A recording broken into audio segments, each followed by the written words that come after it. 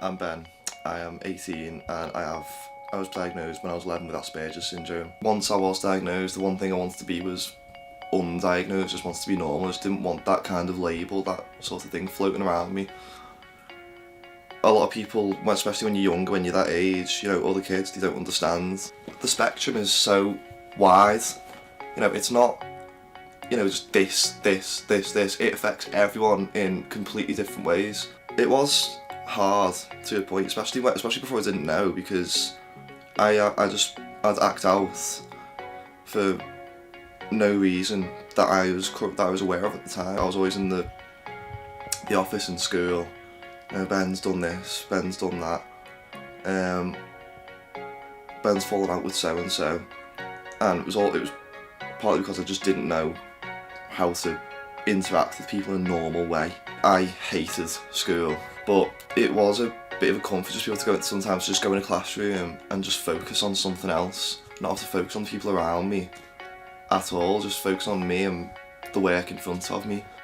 Actually getting into class and doing the work was helpful just because it let me sort of just focus on that instead of focusing on anything else. To not sound too dramatic, I felt quite alone.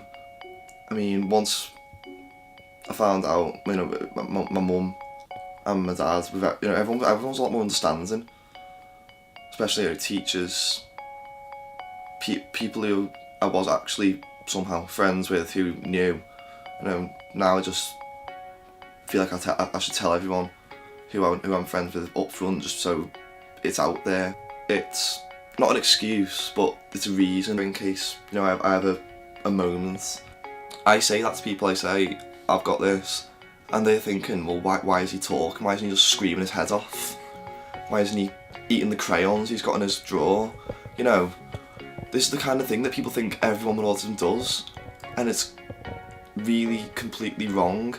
I have absolutely no idea how to interpret sarcasm. It does frustrate me when people always feel like they have to apologise, you make a joke straight after. If you think I won't get it, I do get it. Sometimes. I do accounting at university now. I got very good grades in my maths. That's something I was always got with numbers, just like logic. It's why I could never do English, literature, because I can't interpret any of these things. I just take everything the way I see it. I don't read between the lines. It's like, if I'm asked a question, I need the question to have an answer. I don't like having to discuss other things. I just want to say, 1 + 1 is 2, not, but why might it be 3? I've always liked having something to really focus on. I'll often go through 3-month phases where I'll be absolutely obsessed with a certain thing and I'll never ever see it, I'll never even look at it again. It is nice to be able to just zone out. The accounting work that I do at uni is hard, and I try not to lose heart in it, because I think I can get in the classroom, not have to talk to anyone, do all my work and go. I don't like being out with people for too long. It can get quite sort of draining. I need to recharge.